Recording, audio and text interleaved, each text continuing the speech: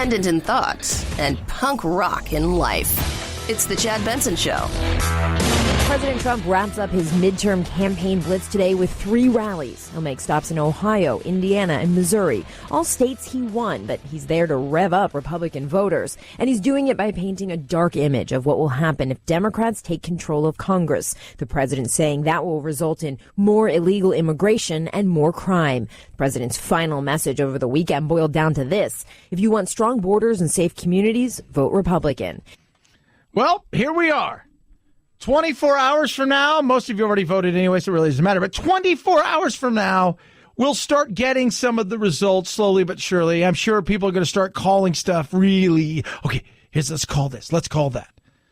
Can we start calling things already? Is that too soon? I am just happy it's over with. I have to be honest with you. I'm happy it's coming to the end of this. The battle is somewhat done. And now we'll be able to potentially start the war. Depends on what side of the aisle you're on. I don't know if it's going to be the blue tsunami. I don't know if it's not going to be the blue tsunami. That's the funny thing is I have no idea. I have tried to figure it out from top to bottom. I have tried to figure it out. I couldn't tell you. I could not tell you at all who and what it is. I couldn't tell you. Is it going to be the Republicans? Is it going to be the Democrats? Are they going to split? Is it going to be a surprise and the Republicans hold the House and the Democrats win the Senate? I don't know. What I do know is it's been exhausting. Politics used to be, I used to really enjoy the watching everything happen. The politicking of politicking. Now it's become exhausting. It has become exhausting. Sifting through fake news, sifting through arguments, sifting through lies on both sides, sifting through half-truths, watching just exhausting after. It used to be there was a negative ad and then there was a positive ad. And it used to be, then it got to the point where, well, you know what, in the same ad, we can have negative and positive. Then it became, well, we're going to run mostly negative ads with a few positive ads. Now it's just negativity. And it's exhausting. It is. And I can't wait for it to go away. Now, the big thing is all of the stuff that's Trump doing. And he's out there. He's out there all the time. He's everywhere. This is the time you wish he could just split himself into 3 or 4 and be 4 or 5 places at once and rally. Is it going to pay off? No, these rallies are the best thing we've done. I think that the rallies have really been the thing that's caused this whole big fervor to start and to continue. I have never seen such excitement, maybe back in 16 during the presidential, right around the vote, but I have never seen such a enthusiastic Republican Party. But how enthusiastic are they? That's just it. How enthusiastic are the Republicans? Is it a quiet enthusiasm we just don't talk about? Because, you know, they're told if you vote for this guy or this lady or that lady, you're going to be considered a racist because of building the wall and all of this stuff. So you just keep your mouth shut so the polls look one way when the reality is that they're not quite the same way. We saw that in 2016. Or is it just, things are good. They don't really, care. And we're just going to move on with our lives. And whatever happens tomorrow happens. And maybe they vote, maybe they won't vote. Or I don't know. I don't know. And let me tell you something. Trump's policies really aren't on the ballot the way that I think people think. It's Trump. He's managed to put himself into this. He's managed to get himself on the ballot. And that's something that is very interesting. But he's done it. He's managed to get himself on the ballot. And he is now on the ballot. And so now the question is what's going to happen? Is this going to be a referendum against him as a leader when it comes to policies, or is this a referendum against him as a human being? And that's something I think that we could debate all day long. And I've heard a lot of people debate that. I'll talk to people about policies and some of the stuff he's done, and they'll say, yeah, but he's an awful person. Okay, we're not debating that. right? We're not. He's a human being, and he's flawed. We want our politicians to somehow be above it all, as if there's some sort of, just that they're almost godlike in that they don't make mistakes, right? So that's not who he is. He's the exact opposite of that. The dude is as a person, flawed. But when it comes to policies, some policies you don't like, some policies that, it only affects these people. Why? I was talking to somebody yesterday, and he's like, well, it only benefits the 1%. I said, well, explain it to me, how it only benefits the 1%. And he goes, well, I really can't. That's what I heard. I go, well, then you really don't understand. These games, if it only benefits this group of people, that's been around forever and a day. And those group of people will always have some sort of benefit among everybody else because they're the ones who get to write the rules and they're the ones who play the game better than everybody else. But it doesn't mean that other people aren't affected in a positive way. And they're like, oh, I never really understand it. Now the question is what happens, right? What happens? Trump's out there. He's pushing. He's pulling. He's put himself on the ballot. I don't think people realize that. He's gotten to the point where he's like, look, I put myself on the ballot. Here I am. I'm right there. What do you think are apples that are those apples? This is me. I'm on the ballot. Whoever I'm out here to speak about, right? Whoever I'm out here to speak about right now can wait. Because it's about me. That's what it is. It's about me, period, case closed, end of story. And he understands that. He does. And how people think about him in private, not public, is how things are going to go tomorrow. About a month ago, 2 months ago, I was hearing about this horrendous blue wave. It's going to sweep us all out. It's going to be terrible. I haven't heard the term blue wave. But you better get out and vote. Otherwise, I'm going to look very bad with the statement. Huh? Yeah. But just like a few years ago, it's the private, not the public, that is going to decide. Because it's easy to go out if you're a comic, if you're a star, if you're the average person and say he's an awful, horrible human being because there's no backlash. There's no arguing. There's no fighting. There's no people that give you that weird look or anything like that. So it's just easy to avoid any kind of confrontation. And that includes with pollsters. But in private, and it doesn't matter what we do and think in life, in private is where we're most honest with everything. And we have a chance to be honest, in private. And I think there's a lot. That's why the polls are tough because, first of all, there's just not the polling there used to be. Secondly, who has a landline? And this, really, I mean, that's just. And here's the other thing. You've got to now start putting things together because of absentee balloting. People voting stuff the way that they're voting, how many went out, how many are coming back in, what's the ratio to Republican, Democrat, all of these kind of things. And I'll look at, like, even when they just had something on CNN, how unpopular he is as a president, right? Most unpopular president in the history of presidents when it comes to midterms. He's at 39%. And I say to myself, okay, so here's something. Half of the country, essentially, a good portion of them are Republicans. And a good portion of them are Democrats. And there's a lot of people on the independent side, but he got a decent amount of votes. And on the Republican side of things, he is uber popular.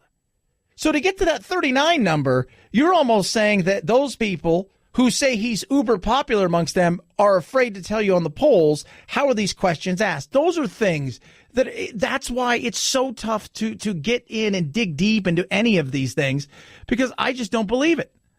I don't. I have a tough time, but I also, my gut says, and this is just my gut, that it's going to be a split tomorrow night. I could be wrong. Democrats could sweep. I could be right. It could be a split. Or the Republicans can win. I don't know. And what happens first of all, what I do know is two things. Not everything's going to change. Secondly, lawsuit after lawsuit is going to be filed. Doesn't matter where it is. You look around the country, people are already lining up for lawsuits. That's it. They're lining up. What's going on in Georgia between Abrams and Kemp is insane. Right? If you're not watching this, it's a big thing. It's a governor's race. Right? You got a woman, Stacey Abrams, who all the stars are out there, who is running somewhat of an uphill battle in Georgia. The guy that is essentially the state's keeper of elections is also running for governor, and he gets to decide the rules, and he is, he's supposed to be part of the swamp. There's racism accusations. Now there's hacking there's all of this stuff going on. And I'm thinking to myself, this just screams of lawsuit after lawsuit. And that's what you're going to get. Lawsuit after lawsuit after lawsuit. And that's what I think. I think come Wednesday, there will be some that are decided, a few surprises on both sides, but there's going to be some that are going to be just not ratified for days, weeks, even months potentially. 323-538-2423 at Chad Benson Show is your Twitter. You can tweet at us. A lot of stuff to get to today. Bohemian Rhapsody. Did not see it, but I do know somebody who did see it, and we'll talk to him about that. Andrew KLAVIN from the Daily Wire is going to join us to talk about midterms, which way he thinks is going to go, political pundit and author. And then an interesting conversation yesterday I overheard while Jack and I were watching the Rams amazingly come from behind a tie and then blow it in the fourth quarter at a restaurant. And it was just the most surreal, bizarre conversation that was going on. 323-538-2423 at Chad Benson Show is your Twitter. We got a poll question. We'll ask you about that in a second. Oh, ladies and gentlemen, boys and girls, happy Election Eve. It is the Chad Benson Show.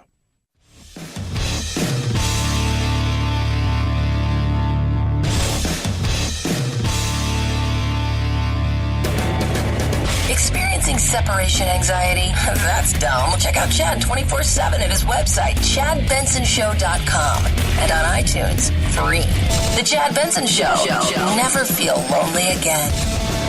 No, not fear-mongering at all. Immigration is a very important subject.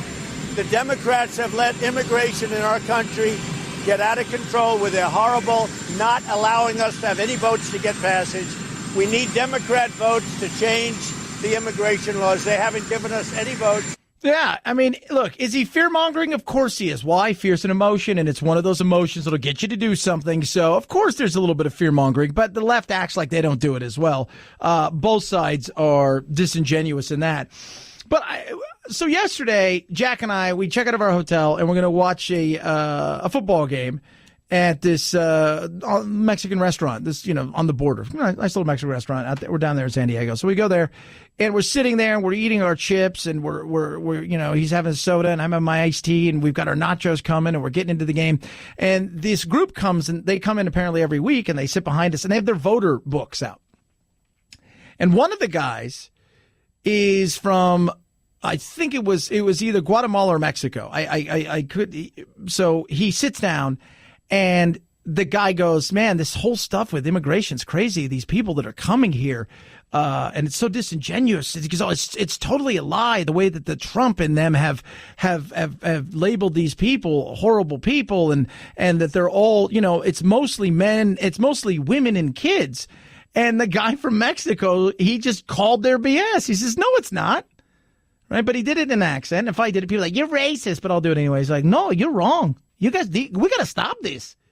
He's like, I did it right. And he starts going off on them, and they're taken back by the whole thing. They're trying to fight back. And he's like, you guys have never been there. You don't know. You don't know what it's like. You don't know what this is about. How are these people getting here? Right? Who's giving them stuff? Who's giving them shelter? Who's giving them all these things? Why is Mexico, who should be doing something, ushering them through? He goes, we should put sanctions on Mexico for doing this. He goes, it's a joke. And I'm sitting there, and he goes, damn Skippy. He goes, like, they should build a wall. He goes, we need to stop this. He goes, and he was mad because he had done it right. And he was frustrated. He was frustrated. And it's funny watching the two, like, totally guilty white people.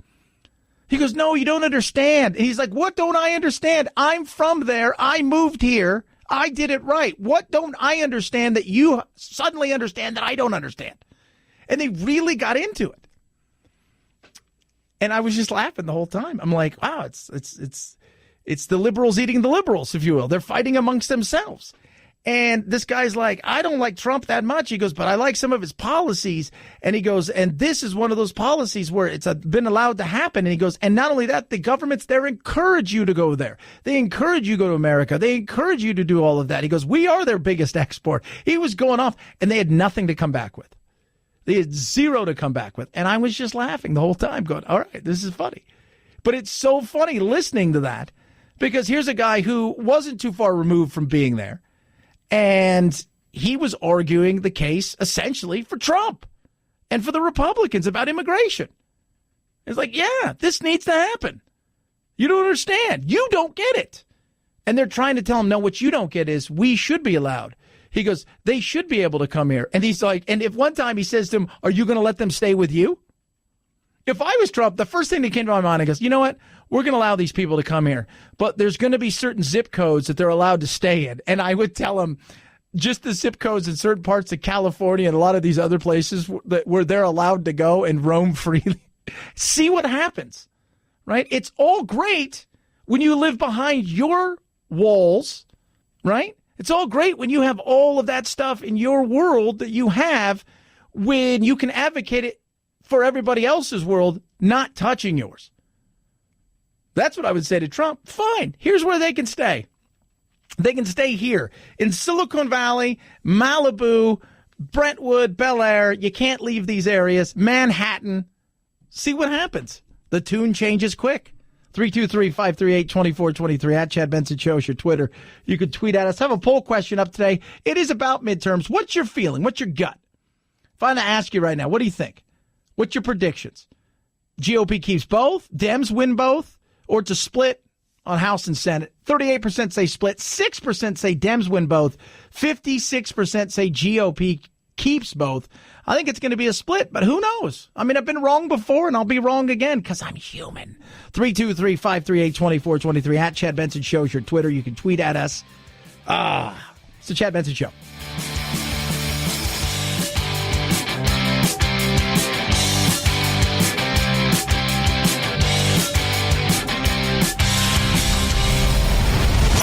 The Chad Benson Show.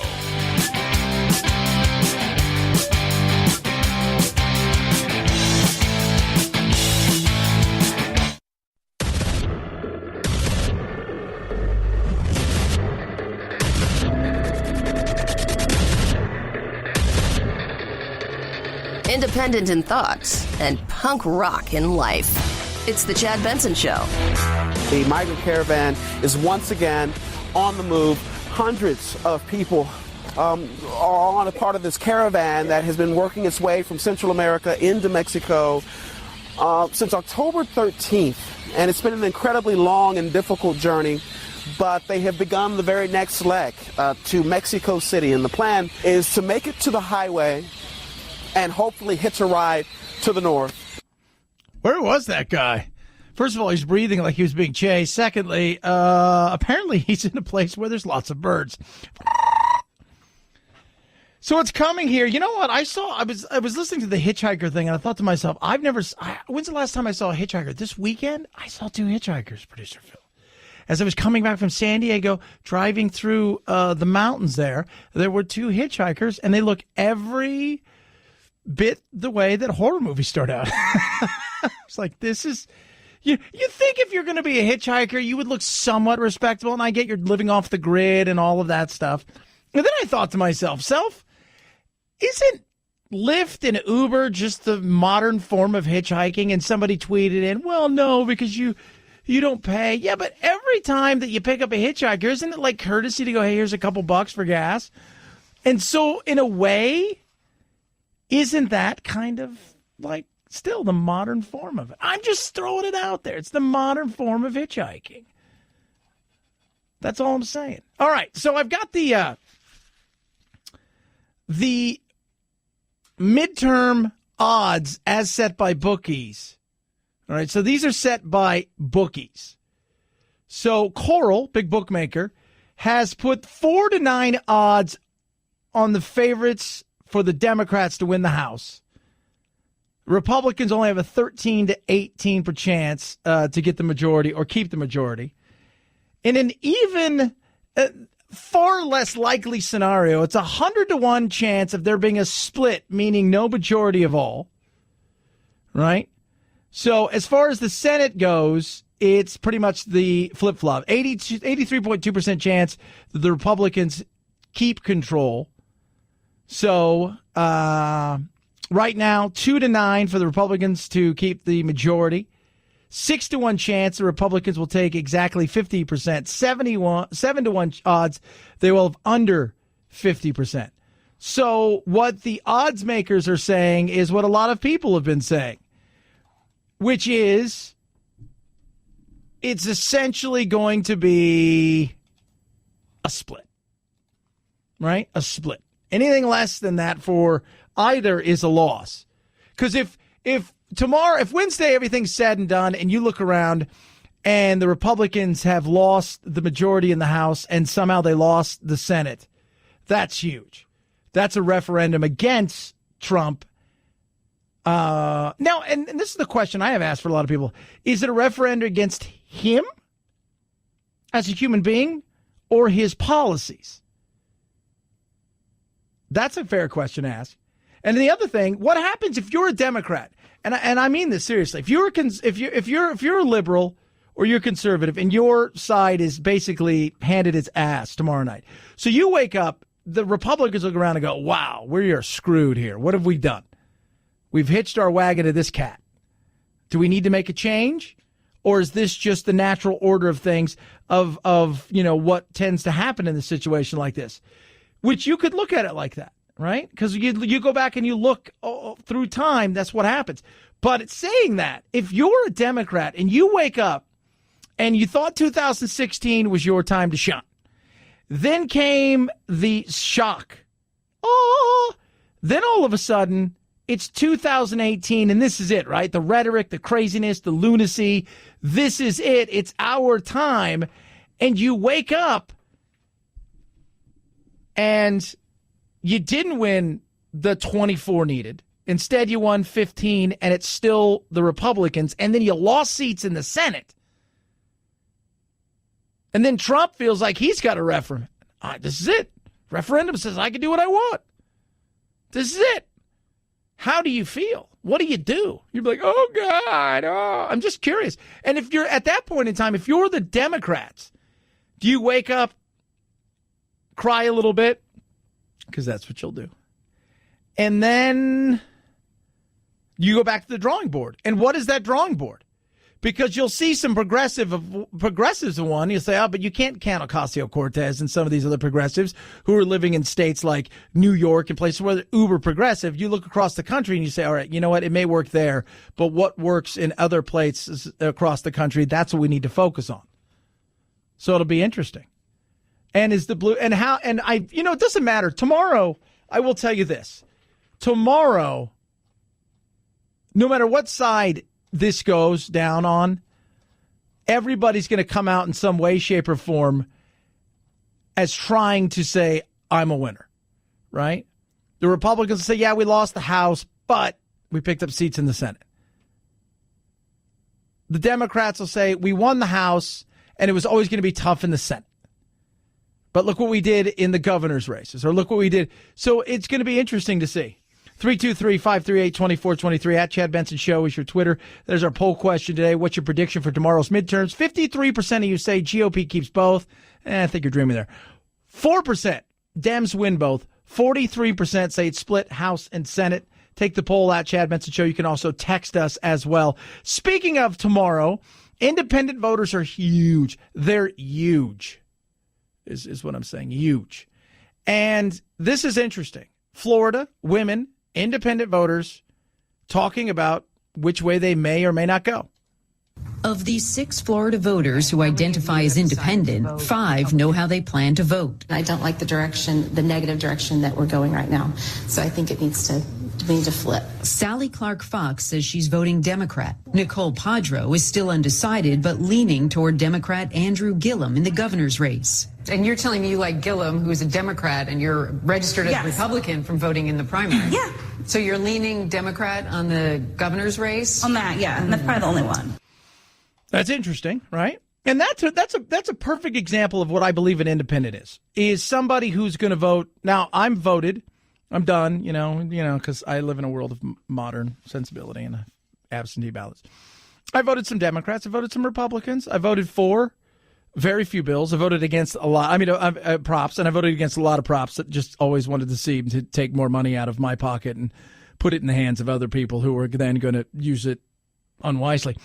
But I think that's interesting. And this whole thing, it's funny. You look at Florida as a perfect example of the fight. Trump won by one. He's been down there campaigning a few times. They're really hitting it hard. You've got a Senate rate that's really close because you got the governor who's running for a Senate seat. And then you've got two people who are running to be governor who, quite frankly, when you look at Gillum, he's interesting. He's got a lot, very progressive, but at the same time, he also has this federal indictment hanging over his head. So he could win and go via the way of Illinois and eventually be indicted, which would be hilariously bizarre. But it is what it is. Florida. But that's what an independent should be. But the issues, this is depending on where you are in the country is where that issue really hits. If you're in the Southwest, immigration's a massive issue. If you're in the center of the country, you're still looking at the economy as a big issue, right? And if you're in the California, Seattle, Washington area, New York, Manhattan area, those kind of issues where a good portion of the country lives, you're voting Democrats. So it really doesn't matter. The key issues influencing their votes are immigration, security, the environment, and the economy. Erica D'Angelo is voting Republican. But how the economy is doing affects me personally. So when you hear that more people are working, unemployment is way down at a nearly 50-year low, and wages are up, that you like the sound of that for Republicans? I do. Yeah, that's good. Something we haven't talked about. They got a great little bump on Friday, which probably isn't going to help them because it's not an emotional thing. And if it's going well for you, you're not going to. We get mad at who's ever in the White House when the economy sucks, right? We get mad. When things are good, we're like, it's mostly our doing, which is true. I think we place way too much importance on how much the president has a play in the economy as far as just a one-off situation. Now, the president can play a huge, I think Obama had an opportunity to get the economy rolling, and it was very steady, but it was meandering, and it didn't really do a ton. We lost $40,000 a year jobs, brought back $8 an hour jobs. Secondly, and I think this is vitally important, I think he overregulated at times, and because of that overregulation, it didn't really have a chance to take off. Trump came in, told everybody the economy was going to be great. He stepped out of the way and said, we're moving all these regulations. It let it run its course. So I don't know. You're going to blame. It's like a coach, right? You're a head coach of a basketball team, football team, whatever team it is. If the players are decent and you win, that's great. And it's the players who get all the praise. If it goes to hell in a handbasket, well, guess what? That's on the coach. Coach pays the price. That is. So one of the other things, though, is emotion. You're not going to get excited about the economy for all intents and purposes. If the economy was sucky, you'd be pissed. But emotion is what you have to reach to. So you look around and you say, okay, well, what's the emotional thing going on? Because we've already missed some of that. The Kavanaugh stuff, that was a little too early for the Republicans to really capitalize on. So now we have a caravan of people coming here. What do you make of Donald Trump's approach in these final days and weeks, these endless scare tactics about immigration and the caravan? Oh, God. Will that sway your vote? Absolutely. Absolutely. I think the whole caravan thing is ridiculous. It's not an invasion. I'm ready for change, quite frankly. So you're saying Donald Trump's scare tactics and on immigration will make you not vote Republican? That's correct. Yeah, and I think there are scare tactics, but it's fear. Because fear is an emotion, and it's one of those emotions that will get people to act. Doesn't mean it's not happening. Doesn't mean it's not true as far as what's happening as far as people coming here. We know that. 3,000, 4,000, 5,000 people in mass are making their way down here. And when you look at the overall scheme of things, the number is small. But I think it's more than that because we've allowed it to continue to happen for years and years and years. So now there is an opportunity, a symbol, and that symbol is the caravan. And it evokes emotion in places where he may need people to really go do things. Florida. It's a huge thing in Florida. Arizona, huge thing. McSally, Cinema, big race, right? Those are big things. Will it work? We'll find out tomorrow. 323-538-2423 at Chad Benson Show is your Twitter.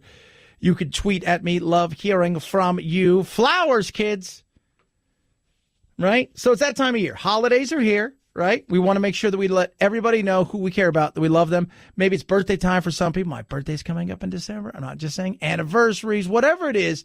There's something you can do. Autumn roses. Bouquet of autumn roses from 1-800-Flowers.com. Gorgeous roses, warm shades of red, orange, and yellow. Orange is my favorite color. I'm just saying. I'm just letting you guys know that. 1-800-Flowers. Best way to brighten your friend or loved one's day. Right now, this is what they're doing for my listeners. 1-800-Flowers giving my listeners $36 for $30. 36 autumn roses, $36. That's $1 a rose. Heck yeah. And it's perfect for fall and Thanksgiving. Just saying, it's the perfect gift right there. 1-800-Flowers. Hand-picked, ready to roll. They're at their peak, shipped overnight to ensure freshness. And they're orange. Did I mention that? I love the orange. I'm just saying, orange is my favorite color. All right, so this is what I want you to do. 1-800-Flowers.com. You go there right now. Click on the radio icon. Get the 36 for $30. All you have to do is use my code Benson, BENSON. 1-800-Flowers.com, code Benson. She's going to love it. Maybe he will love it. Doesn't really matter because whoever gets it is going to love it. And did I mention there was some orange in there? I'm just throwing that out there. 1-800-Flowers.com, code Benson. At Chad Benson Shows your Twitter, CHADBENSON. It was a huge opening weekend for one movie. And speaking of a band, they're getting back together. I'm just saying. Chad Benson Show.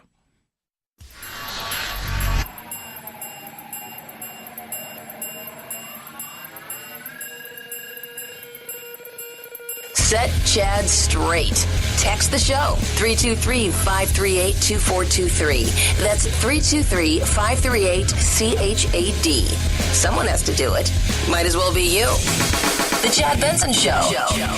Oh, mamma mia, mamma mia. Bohemian Rhapsody rocked the weekend box office. The Queen biopic debuting with $50 million, $10 million more than the most optimistic pre-release tracking. That's second only to the 2015 debut of Straight Outta Compton for a music biopic. The ballet tells the story of the Four Realms. Disney's The Nutcracker in the Four Realms opened in second with $20 million. Ooh, this is nice! The Tiffany Haddish comedy Nobody's Fool debuted in third. Yeah. I haven't seen it yet. Wanted to. Jack wanted to. I said, you know what? We're going to step back and not go see that this weekend, Jack. We'll go see Smallfoot. He's like, okay. And he really wants to see it because he loves Queen. But I'm like, yeah, I'm going to pass on that. Little too much mature stuff for that. And it's funny because that's a PG-13 movie, and a lot of people thought it should have been an R. Producer Phil, you saw it. Do you think being an R-rated movie would have made it any better or worse? I think it could have been an R, and now that I look back on it, I'm surprised it was PG-13. Yeah. And it's a lot of people, that's one of the reasons that I think Sacha Baron Cohen, he really wanted to have some of that, like, craziness about Freddie's life, and they wanted to make it more about the band, and that's why Rami Malek ended up doing this, and Bryan Singer ended up directing it rather than other people. But in saying all of that, I can't wait to see it, and it's kicking butt worldwide, and it's going to be interesting to see. It's got basically 3 weeks or 4 weeks where there's not a lot out in front of it until a few other things maybe arrive in the theaters come Thanksgiving time that may steal some of its thunder. And for all intents and purposes, it is. It's a massive band, and you're starting to realize that, but I just thought there's no way I could take Jack to see this. And it's funny because I could take him to see Venom, PG-13. There's no way I was going to take him to see this because there's a difference between that cartoonish kind of like violence and stuff that you get in those movies comparatively to the mature kind of, dealing with drugs and all of this stuff and the craziness and the lifestyle that Freddie had. So, but massive. And you loved it. And everybody, it was 3 or 4 people that have seen it here and have all said it was amazing. And so I'm going to go see it. I can't wait. I would have done it Thursday night, but just, it's no time. Smallfoot was good. I enjoyed it. I enjoyed Smallfoot. It was a fun movie for kids. It was, but I would have liked to have seen, Bohemian Rhapsody, but I just don't think my 8-year-old, that was not good adulting, is what that would have been. 323-538-2423 at Chad Benson Show is your Twitter. They're joining themselves back out there. Get ready for it, kids. Spice Girls are reuniting without Posh Spice, but they're going to be on tour. But you're going to have to go to Europe at least now to go see them. And I'm interested to see what kind of reception they get. But I was joking earlier, 85 million albums sold. Somebody bought their albums.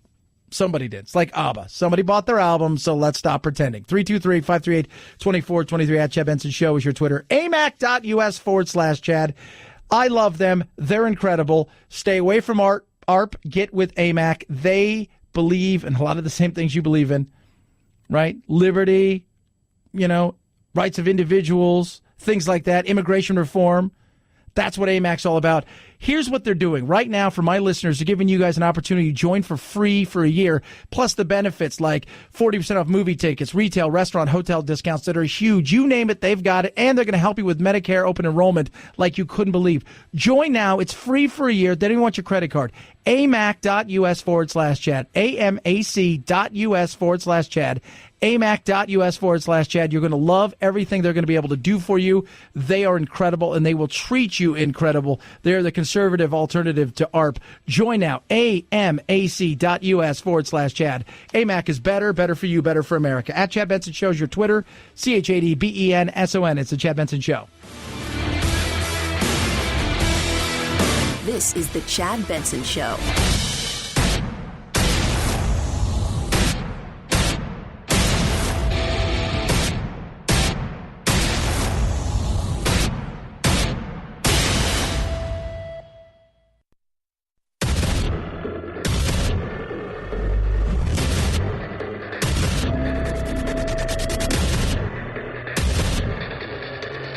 Independent in thoughts and punk rock in life. It's the Chad Benson Show. Does anything actually change on Wednesday morning? Even if it's a Democratic wave, Democrats win the Senate and the House. What changes in our politics? Well, one of the things that troubles me about what I think are the projected results of this election, we'll end up again without a pudding without a theme. That we'll have, we're going to have Democrats probably on the House on the upside. I think the Senate will probably say the same, and we're just going to have to muddle through for the next 2 years. That's politics, though. When is it not muddling? And by the way, just to let you guys know, let's talk about something for a second, shall we? Should we just break some stuff down with the amount of money that has been spent here? Understand what politics is about. You have a fiefdom in a small area in the District of Columbia that everybody heads to pay tribute, right? To give them money, to court power, to get them to do things so they, outside of those fiefdoms, can have their own little power bases. How much money's been spent? How about this? Up until today, about $5.5 billion. And here's where you should understand what it's really all about. The shift in the amount of money that has flown from the Republicans now to the Democrats. Oil and gas has gone from 12% of giving to 26%. Retail from 39% to 60%.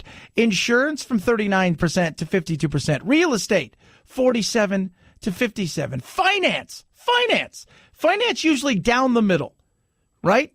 They usually like to give, they'll give 52 over here and 48 over there. They're kind of 49% to 70%. Securities investments, same thing, 52% to 71%. Retirees are the only ones who have given a little bit more to Republicans. Here's crazy. Hospitals and nurses from 55% to 86%. Health professionals, 56% to 77%. Business services, 69 to 86%. Lawyers, 78 to 86%. Education from 87 to 97. Major industries have been giving in the millions. The Democrats have outspent the Republicans, which is a change. It doesn't really happen much. Usually they're right around $100 million difference, but they're coming hard. They're going to get up there and tell you how horrible it is. Money. And money's out there. Bernie may do it right as far as what he takes. $5 here, $1 there, $3 here, whatever it is that he does. It sounds great, but big money's out there.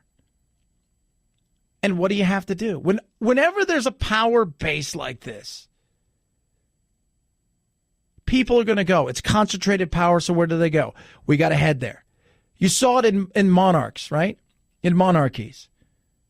You had the king. What did the king have? They had the lords, right? They had the dukes and the duchesses and the big landowners, and everybody had to go pay tribute, and they would get a little bit more land, or they would be able to do whatever it is that they kind of want to do to their serfs. That's what happens. It's not too dissimilar. It drives me crazy. I was saying today, we should have a salary cap, right? Everybody gets the same, and away you go. How you spend it, right? And where you decide to spend it, well, that's different. What about the PAC money? The PAC money, it's just insane. It's crazy. It's nuts. Why would you spend millions upon millions upon millions upon millions of dollars to get a job that pays $168,000 or $200,000 a year at most? Why? Because with that, you're going to be able to have your fiefdom and power. You'll be of relevance to people, and you can enrich yourself along the way, helping others who are paying you to enrich themselves even more. That's the game that's played. There it is. So what happens on Wednesday? Nothing. You don't get a prize. You don't get anything. If you think that the Democrats are suddenly going to impeach Trump, I think you're fooling yourselves. One of the reasons is it would be fruitless, because it's going to go down. Where's it heard? It's heard in the Senate, and the Senate's probably going to be controlled by the Republicans, so it's not going to happen. Secondly, is the Chuck Schumers and Nancy Pelosi's of the world understand politics and what donors want. You know what these people want? They want stability. Markets want stability. They don't want instability. They don't want craziness. They don't want chaos. They want stability. That's all they want. So if you were to go and do something that could potentially throw things into chaos, that's not going to be good. And your donors are going to look at you and say, so the chances of them going out and really doing anything, slim to none. So what they'll do is they'll just slowly but surely drag this game out, right? Like they're playing for the tie in hopes that they're going to win in overtime, which is 2020. That's what the reality is right now. Kind of like the Republicans did with Obama, which is they were just going to drag it out for as long as they possibly could, hoping the clock ran out, and eventually it did. And when there was a new clock, they ended up winning. And this is where we are right now. But as far as us coming together, uniting, all of these kind of things, the reality is probably not going to happen. And you're not getting a trophy or some sort of present tomorrow if you're on either side of the aisle and your side wins. The country is still going to be deeply, deeply divided. When you're talking about women, for example, I've been listening to women out there as well. Kavanaugh had a big impact on suburban women who have sons. They didn't like what they saw, frankly, and they drifted back across. So we have a real mishmash going on here. Yeah. It is. It is a mishmash. That's a perfect way to describe. This is why I say that's the beauty of the states and the way that all of this is set up. In a lot of ways, and the beauty of the way that states are run. I'm a huge states' rights person. You don't like the state you're in. They're not doing the things that you like. Maybe they've gone too far one way or another, and it seems to be crazy. They're overtaxing, over-regulations. There's gun control. There's no gun control. It's the competition of the states. I like that. Because federally, I mean, on the national level, they're going to fight. This is all they've done. They've set it up so there would be arguing and fighting. Did they think it would be this bad? No, probably not. But I also didn't think they foresaw the smartphone and things of that nature. So, they can only foresee so many things in this.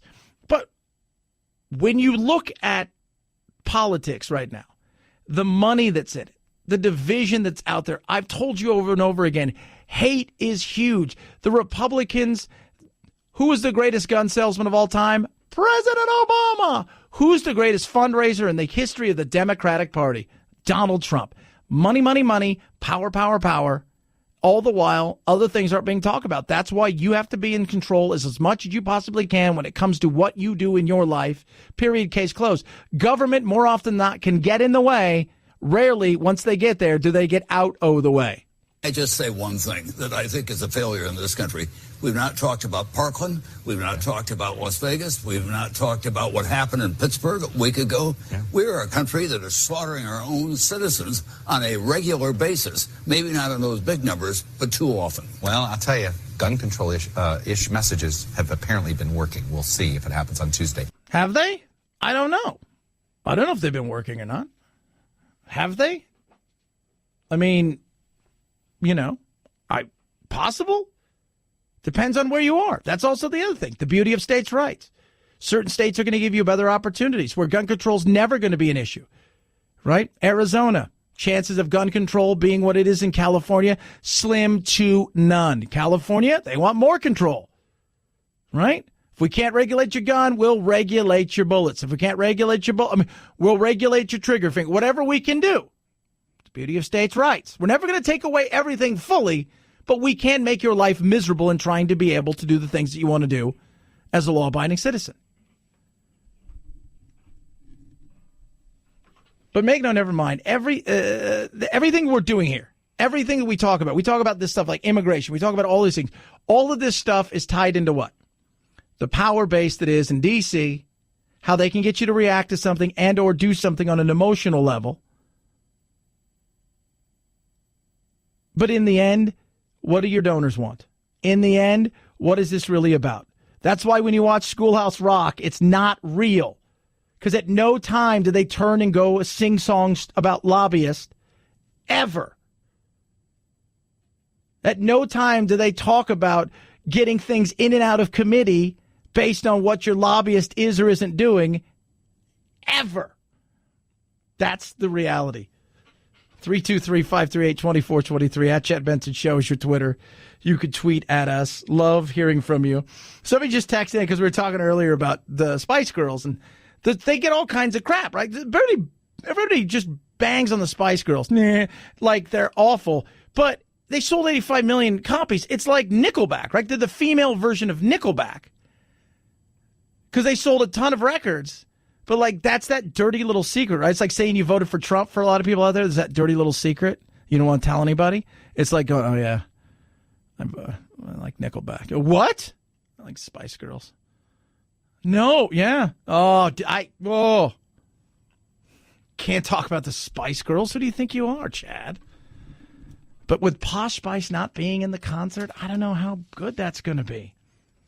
I don't even know if she was any good. And isn't the other one a mess, too? The one that's on America's Got Talent, right? She's checking herself into the hospital. Is it Sporty Spice, Scary Spice? Which one was it? There was Paprika? Spice? Sugarin? Cinnamon? So you had Sporty Spice. You had the blonde one, was it Cuties? Baby Spice. I was going to say Cutie Spice. You had Scary Spice. You had Posh Spice. I'm missing a spice. I feel like I'm missing a spice. There's only four, but who's the other one? How does it? Is it Educated Spice? No, that's a stupid name for a Spice Girl. Did you say Scary? There's Scary, Baby, Posh, Sporty, and the other guy. The other dude. Whichever one that was. I feel like I'm missing one. There's 5 Spice Girls, right? Now, let's see here. Forever Spice. No, wait, that's not it. That's no. Let's see here. Forever Ginger. Oh, my God, Ginger. Jeez. Old Spice.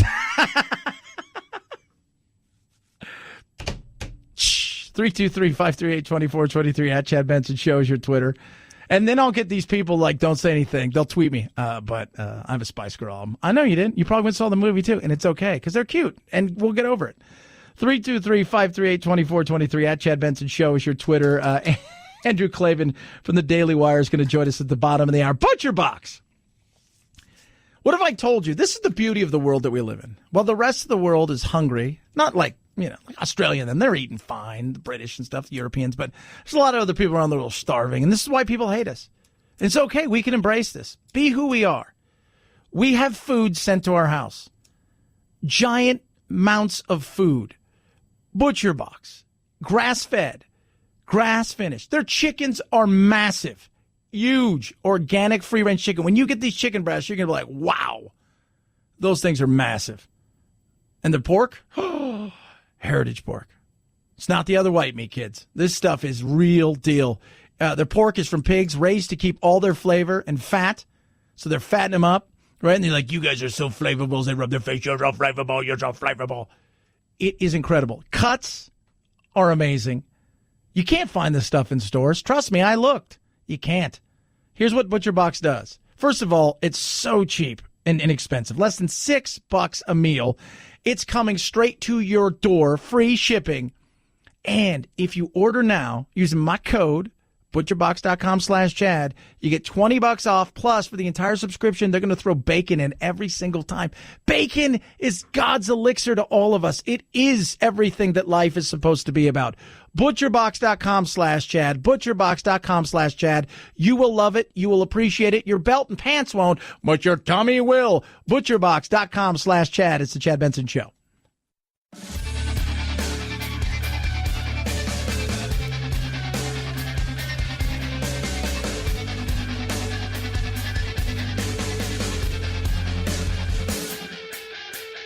Welcome to the Alt-Middle, where solutions live and ignorance dies. The Chad Benson Show. I'm watching Trump give a speech, and behind him there's a bunch of Native Americans with full headdress on. And I'm just thinking to myself, people are just pissed about that. You're just totally angry about that.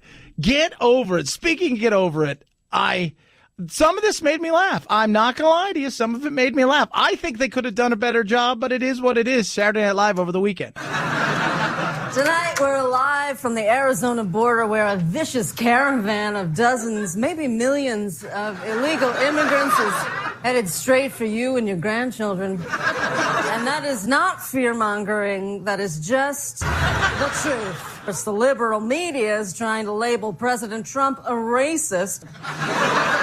All of a sudden, the term nationalist is bad. When I hear white nationalist, I just think of a fun 4th of July barbecue. You don't have to call the cops on. But the Judge Pirro one, so that's Laura Ingraham, and then switch to Judge Pirro. Joining me is the host of her own show here on Fox News, Judge Jeanine Pirro. It's an absolute disgrace. Who is in this caravan? Everyone you've ever seen in your nightmares, Laura. It's got Guatemalans, Mexicans, ISIS, the Menendez brothers, 1890 Detroit Pistons, Thanos, and several Babadooks. Said there are Middle Eastern people as well? No question, Laura. This caravan's got hella Aladdin. It was funny. People are like, it's not funny. It is funny. It is. Look, there's no doubt there are people in there that are probably not very good people. And the way that the media has approached it is that everybody coming here is just a mom and a couple kids, and that is a complete lie.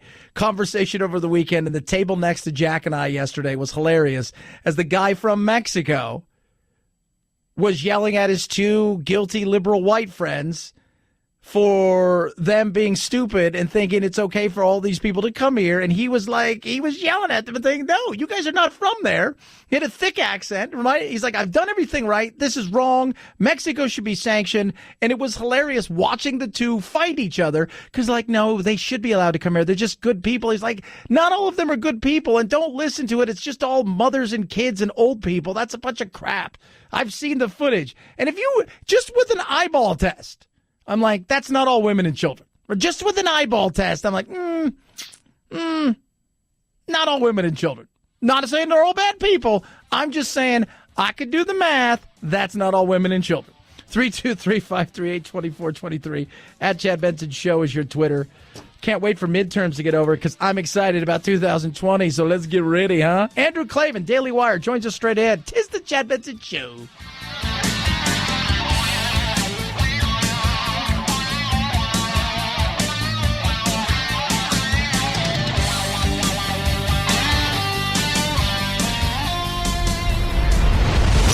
The Chad Benson Show.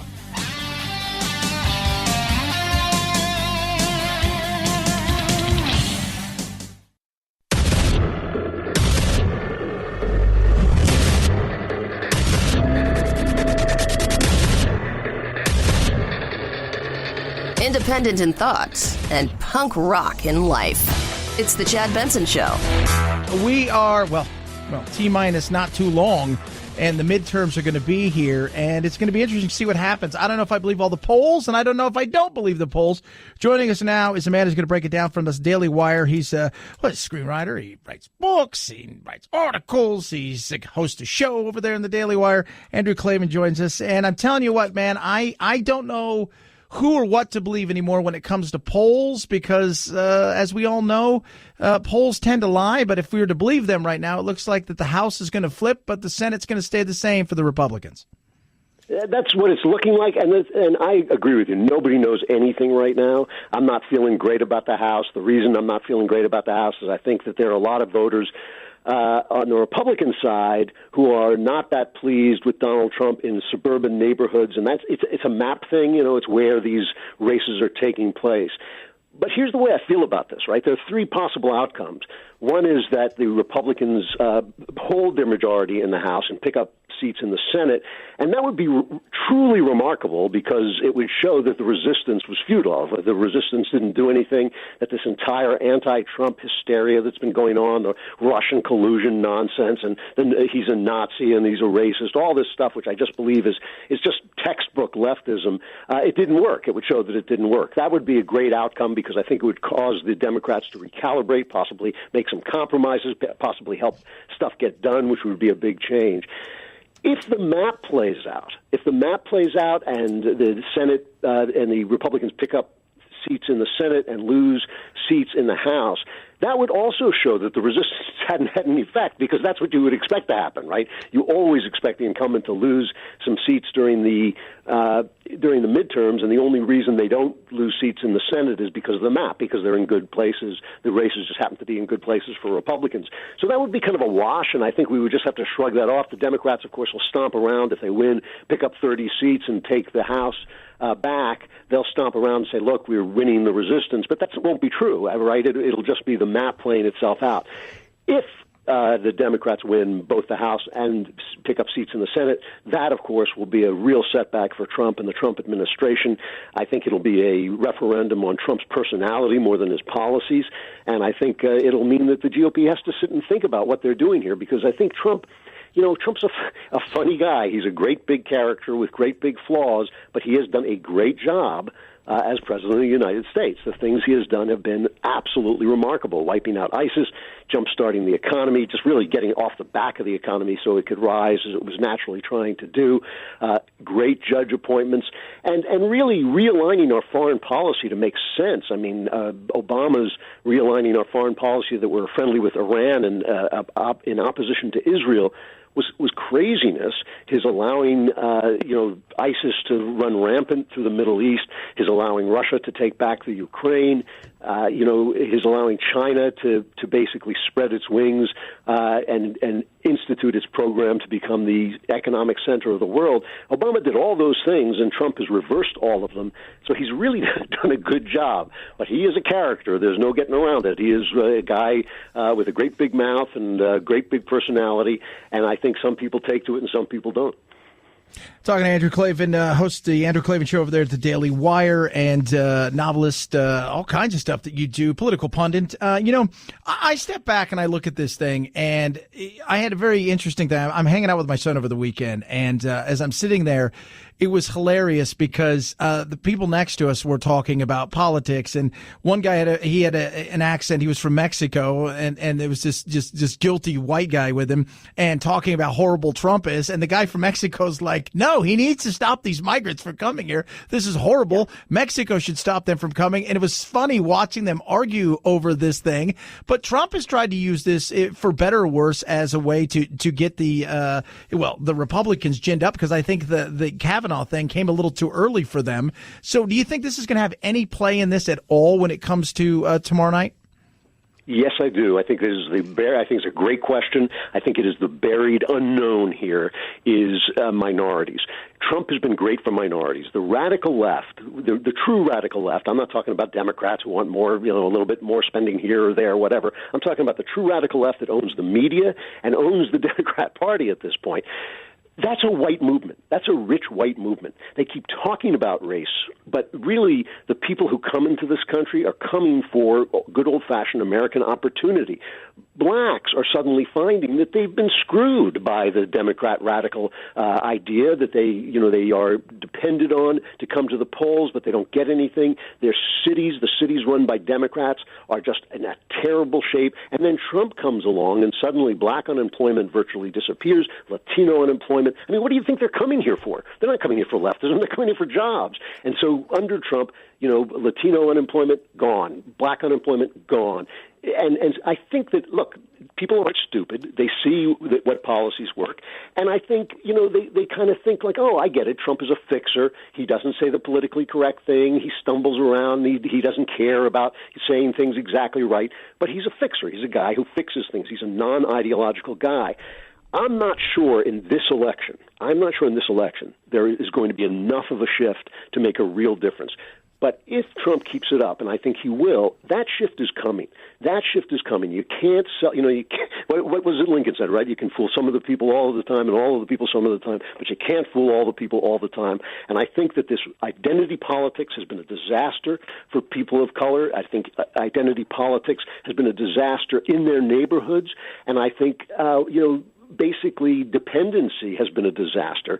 And yes, I think that shift could come. I'm not sure it's going to come soon enough for this particular election, but I definitely think I'm hearing those rumblings. We're seeing them in the polls. A bizarre shift of black approval for Trump, as there should be. He's done a great job for everybody economically, and I think that could make a big difference coming down the pike, especially in 2020. It's we sit here and I look around and I see the way things are going in the immigration debate. And you had, of course, what took place with Kavanaugh, which oddly enough, a lot of suburban females weren't happy with the way that went down when it came to, and urbanites who they were not happy with the way that, because they're like, wait a minute, we got sons and this looked a little bit like a hit job. But as I stand back and I look across everything, I think, God, the Democrats they're almost at times when I listen to them trying to guilt people into voting for them by saying essentially, Andrew, that if you don't vote for us, you're a racist. Not that our ideals are better, not that we've got any kind of idea that's worth a damn, but if you just don't vote for us, you're a racist. And I think to myself, is that how you guys are going to do it now, is by guilting people into voting for you? Well, I think that's what they've been doing for years. I mean, for years when we would say Obama's policies aren't good, they would say, well, Obama's black. If you're criticizing him, you must be racist, which is, of course, insane. I think that the race card is about to basically max out. I think that they have gone as far as they can go with this.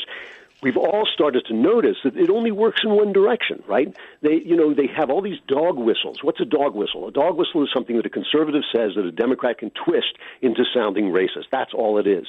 And so it never applies in the other direction. When Kanye West says, I kind of like Donald Trump, suddenly this incredible racist filth comes out on CNN, not just in the corners, not just people in the shadows. I'm talking about on air, people saying these horrible things about Kanye West being a dumb Negro and all this stuff.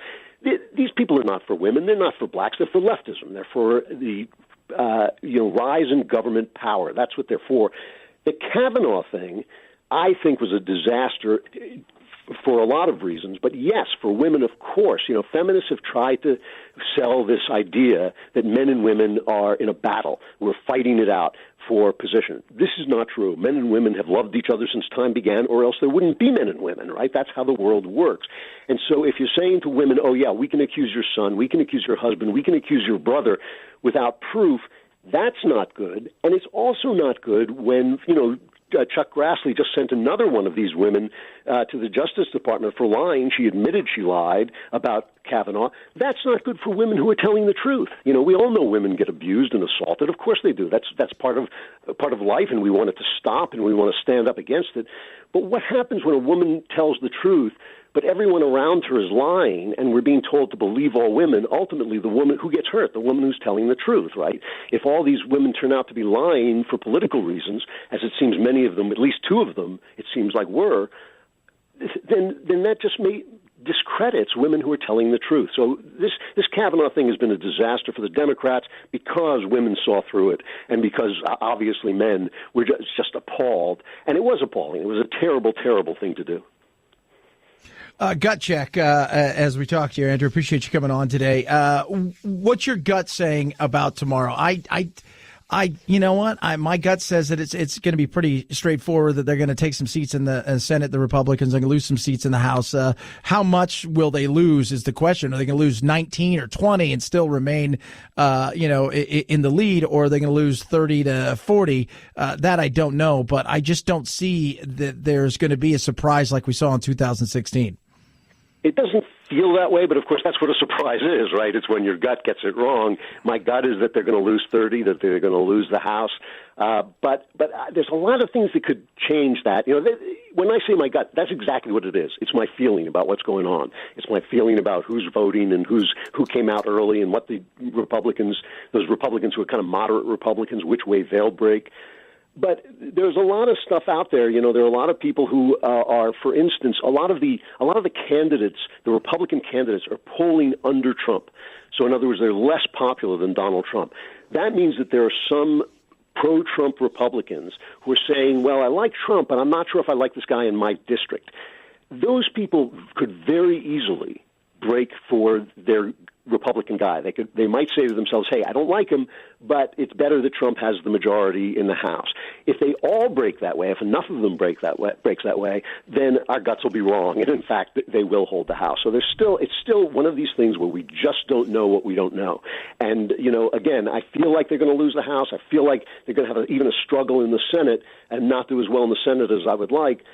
That's my feeling, but it's still just so much of an unknown. It is. Andrew KLAVIN's his name. He's a writer, right? You got some screenplays there. Some of those movies I've actually seen, I actually enjoyed. And he's also a political commentator. You can check him over at the Daily Wire, the Andrew KLAVIN Show. Appreciate you coming on today and look forward to talking to you again. Real pleasure talking to you. Thanks a lot. Thanks. At Chad Benson Show is your Twitter. Tweet at us, ChadBenson.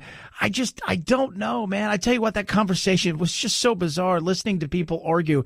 And they're arguing with a guy who, here I am at a restaurant, they're arguing with a guy from Mexico about the fact that people are immigrating here illegally, and they're telling him how wrong he is, all from their guilty white people perspective. And that's what made me laugh. 323-538-2423. At Chad Benson Show is your Twitter. It's the Chad Benson Show.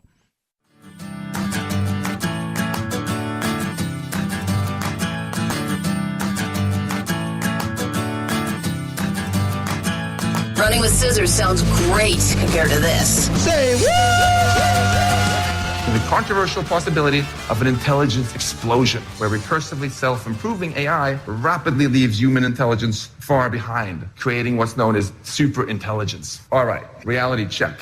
Are we going to get AGI anytime soon? Some famous AI researchers, like Rodney Brooks, think it won't happen for hundreds of years. But others, like Google DeepMind founder Demis Hassabis, are more optimistic and are working to try to make it happen much sooner. Yes. Who's that guy? His name is Max Tegmark. He is this professor at a little place called MIT, scientific director of the Foundational Question Institute.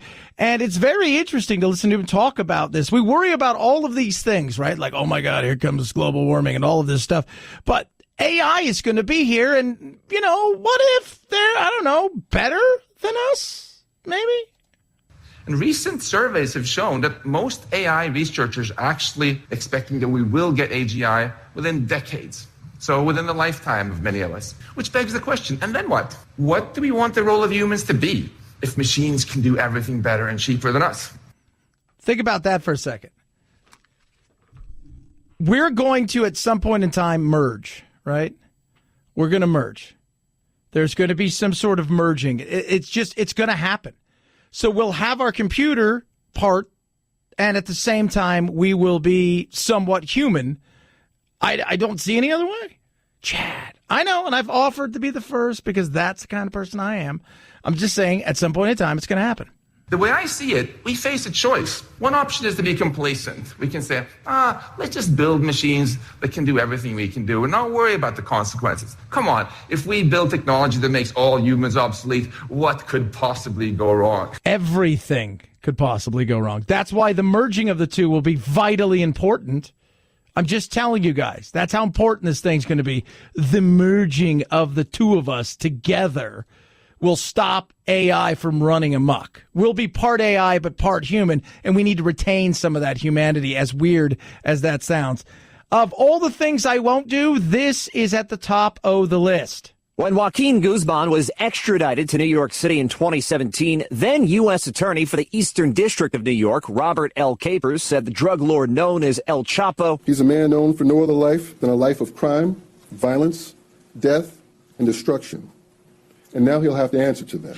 And that trial begins with jury selection amid extraordinary security measures. The jury that will decide his fate on drug conspiracy charges will be anonymous. His cartel's accused of smuggling more than 200 tons of cocaine into the United States. Yeah, no, is what I would say. We want you. No. What do you think? Got a lot of things to think. And the answer is no.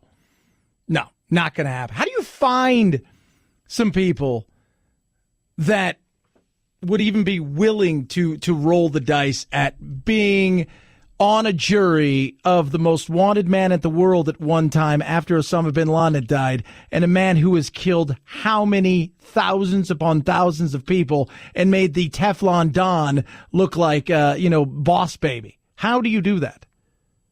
No way. I'll pass. Thank you. Say what? I'll pass. Say what? No way. Say what? No. No. The answer's no.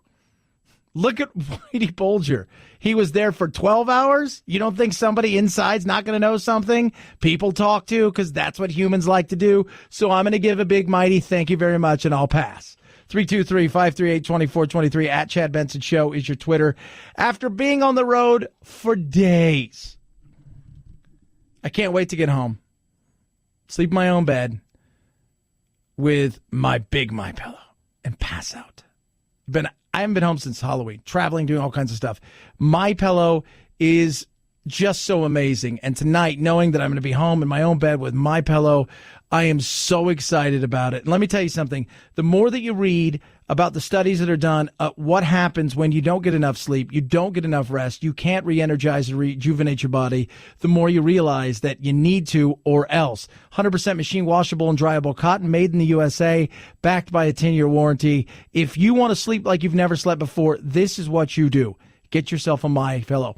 Here's what they're doing right now. Buy one, get one free. Make a great Christmas present or just because present, and you can give yourself one too. Call 800-983-4975. That's 800-983-4975. Or go online, MyPillow.com. Use promo code Benson. That's MyPillow.com, promo code Benson. You're going to love it. You're going to sleep like you've never slept before. It is the world's most comfortable pillow. 1-800-983-4975. Or visit MyPillow.com. Use promo code Benson. At Chad Benson Show is your Twitter. ChadBenson. I can't wait till we have the first politician that is going to be AI. That's going to be interesting, right? That's going to happen. It will. I'm 47. It's going to happen in my lifetime. It is. Maybe it's me. Chad, you don't know. It's the Chad Benson Show.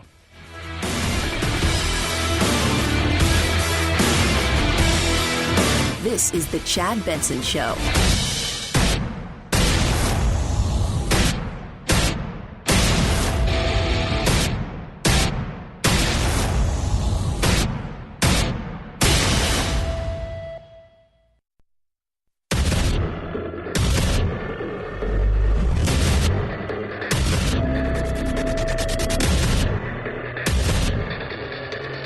Independent in thoughts and punk rock in life. It's the Chad Benson Show.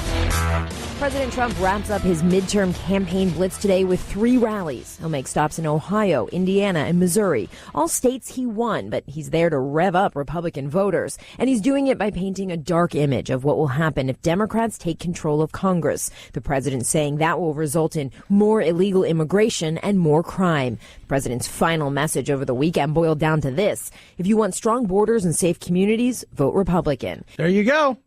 That's his message. He's fear-mongering. Of course he's fear-mongering. Who doesn't fear-monger? The other side fear-mongers. So disingenuous to think both sides. They're both pointing at each other while always doing what the other one says they're not doing. Right? Like, they're doing this and we don't do that. No, you're doing this and we don't. Both of you are doing that. Isn't that sad? It used to be let the best ideas win. So we have midterms tomorrow, and very rarely do I hear anything about ideas. Right? Let me throw out some phrases. I'll fight for you. Like that. Every time you hear one of those, you know why you can't have a drinking game? Because it would be too easy and everybody's liver would be just destroyed by now. I'll fight for you. I'm a patriot. Everybody deserves. Just put anything you want in there. I'll fight for you. Lower taxes. 1%.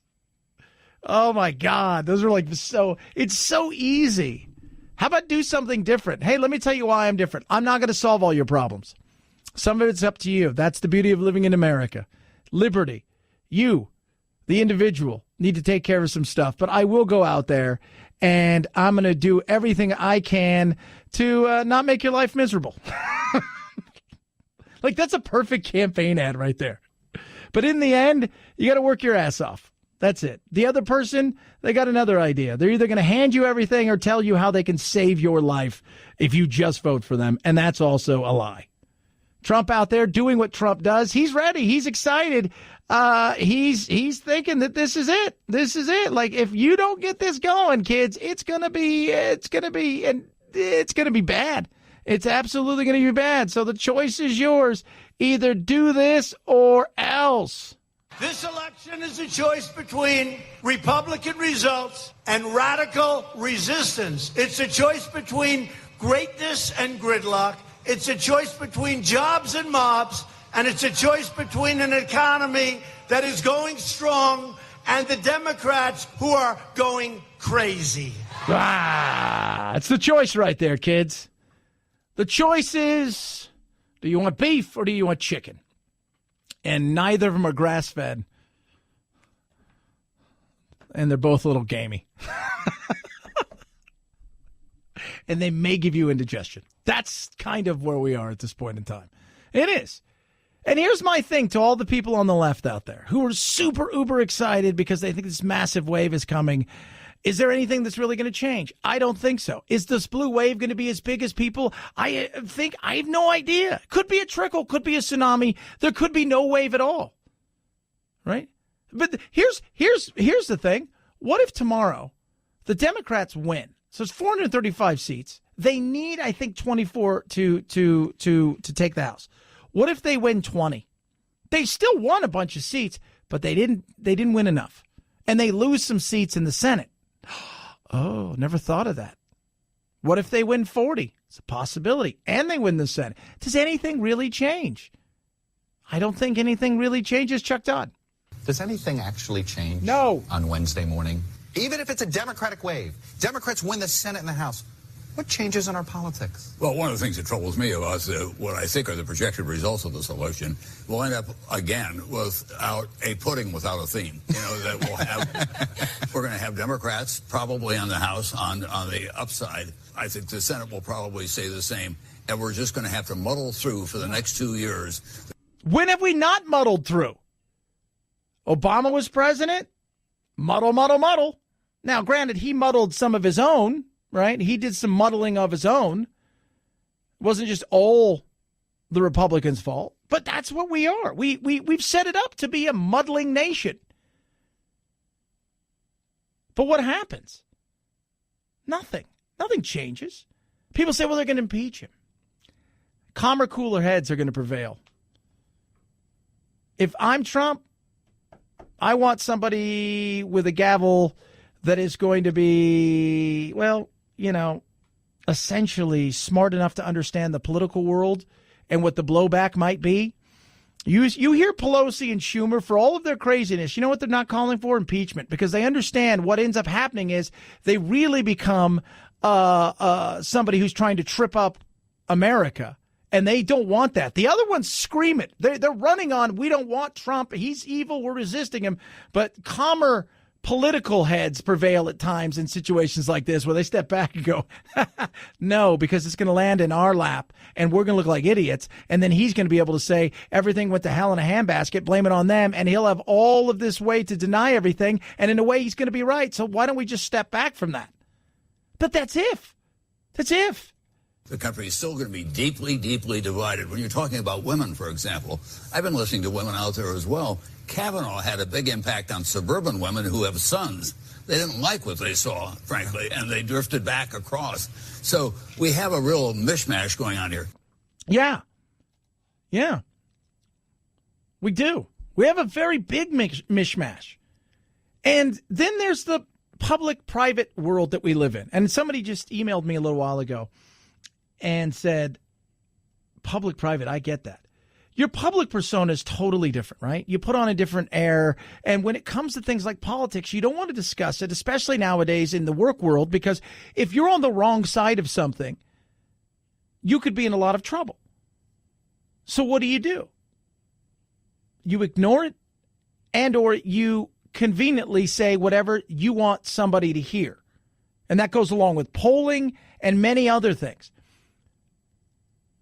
But privately, well, it's a different story.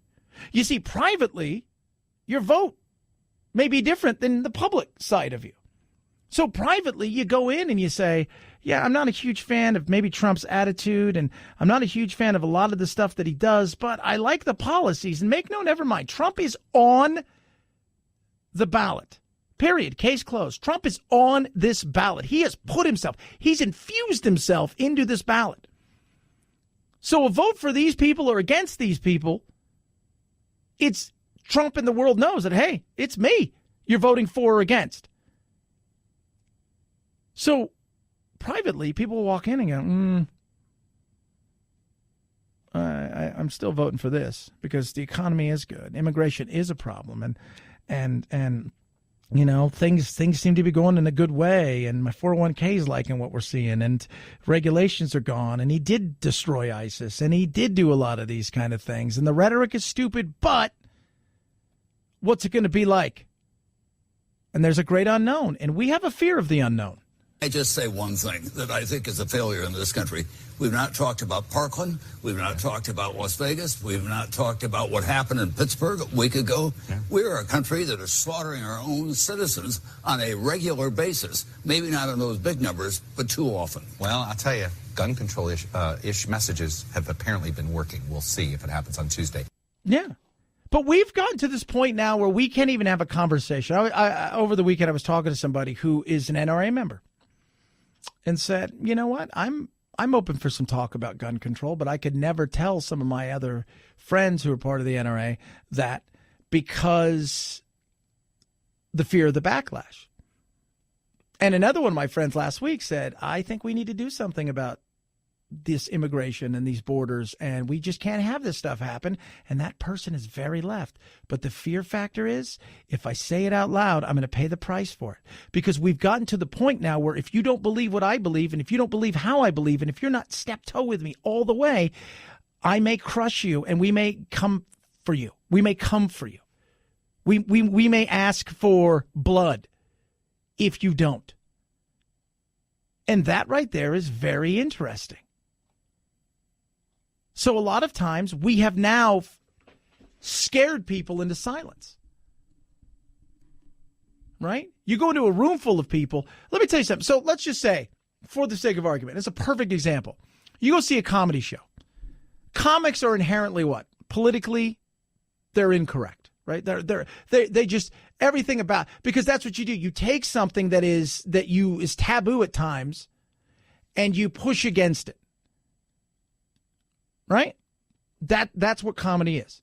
That's why comics now won't go and do comedy shows across college campuses anymore, because they're like, I just don't need the headache. It's not worth it. So you go in there, though, and you've got 300 people in an audience, and somebody says something about Trump, and everybody cheers. So you mean to say that the 300 people there can't stand Trump? Every audience is the exact same. No, there's fear there. There's a fear that if you don't clap, that somehow you're going to be ostracized from the group, and we all want to be part of a group. Public and private is big, and that's why it's tougher to call now more than anything, especially when we see the things that are going on out there. If you're on the wrong side of something, you give to the wrong group, you say something to the wrong person, how you may be essentially disowned. So public and private is real. That's why it's tough to, when you look at these polls, you're not quite sure. You stand back and go, I have no idea. It's a crapshoot. 323-538-2423 at Chad Benson Show is your Twitter. I just can't wait to get started on the next campaign for 2020, which comes about 12 hours after these sole elections put to bed on Tuesday night, early Wednesday morning. Bombfell dresses me so I don't look a mess. I can look a mess too, kids. I can look a mess. But when I got to do TV, when I got to be in front of the camera, when I really got to get, like tomorrow, I'm going to be dressed to the nines because I got all kinds of stuff to do. Bombfell's helping with that. They are amazing. So what is Bombfell? You, a guy, you don't like going shopping because it sucks at times, right? That's why we like to shop online. So what we do is we go to Bombfell, and it's an easy questionnaire. It's not a questionnaire. It's like big, giant, like things. I like to dress like this. Would you say you're dressed like this? Would you say you're dressed like this? Casual, this, that, and the other. You click on them. Then you fill out this thing that takes 30 seconds, and then they get you your own private stylist who essentially goes over and says, hey, I think I know what you like. I'm going to put something together with the best clothes from the best designers in the world and send it out to you. It's a great way to shop, guys. And by the way, when you put on great clothes, can we all agree? It's otherworldly. You're like, this is nice. This is nice. That's what Bombfell does for you. Send you a box, you open up, you try it on at your leisure. What you like, you keep. What you don't, you send back. It's that simple. You buy multiples, you get 20% off. Here's what they're doing for you for the Chad Benson Show. Go to bombfell.com, BOMBFELL.com/Benson. Save $25 off your first purchase. That's bombfell.com/Benson. You want to look good? You want to feel good? This is what it's all about. Bombfell.com/Benson. Save yourself $25 off your first purchase. At Chad Benson Shows your Twitter, ChadBenson. We got a Twitter poll. We'll talk about it straight ahead. Chad Benson Show.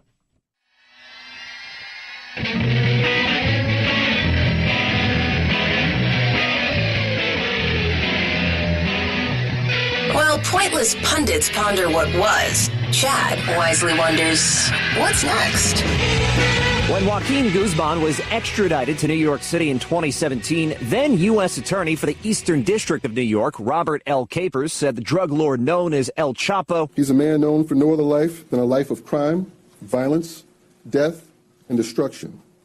And now he'll have to answer to that. And that trial begins with jury selection amid extraordinary security measures. The jury that will decide his fate on drug conspiracy charges will be anonymous. His cartel's accused of smuggling more than 200 tons of cocaine into the United States.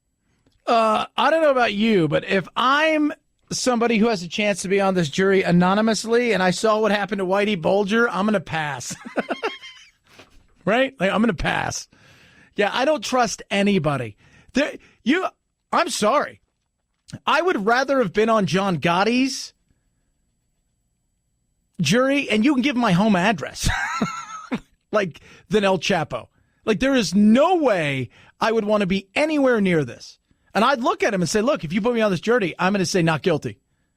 Right?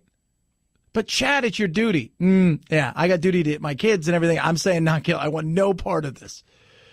At all. Like, could you think of a worse jury that you could be on? Like, this guy's everything that is bad news. And then some.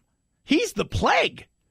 No, I'll pass. And his kids are just out there having a good old time running the hell out of all of this stuff, making their money, and nothing slowed down.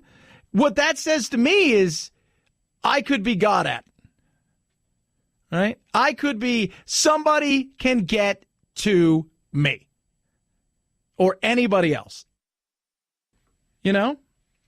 It's crazy. It is. I don't know. Some people just don't want to talk. And I get that. I'm one of those people that when I go places, I recognize people are going to talk to me about stuff.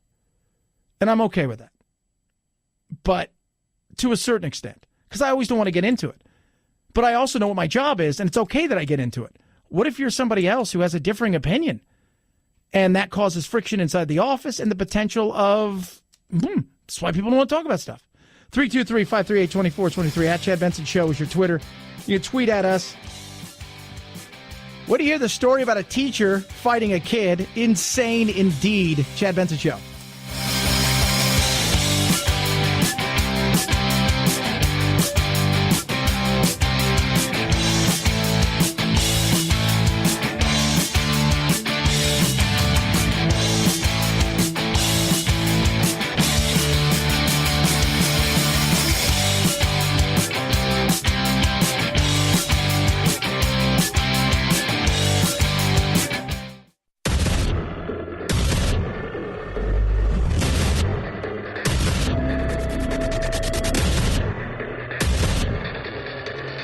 Independent in thoughts and punk rock in life. It's the Chad Benson Show.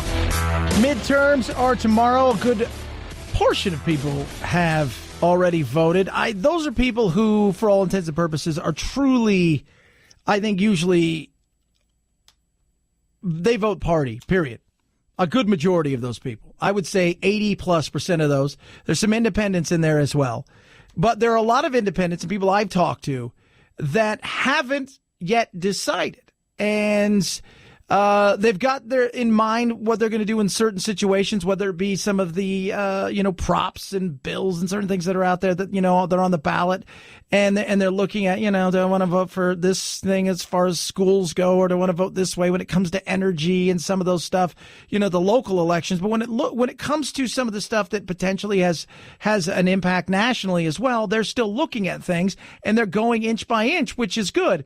And this is a very interesting thing. These are women in Florida talking essentially about Trump. Because remember, whether people want to believe it or not, he has put himself on this ballot.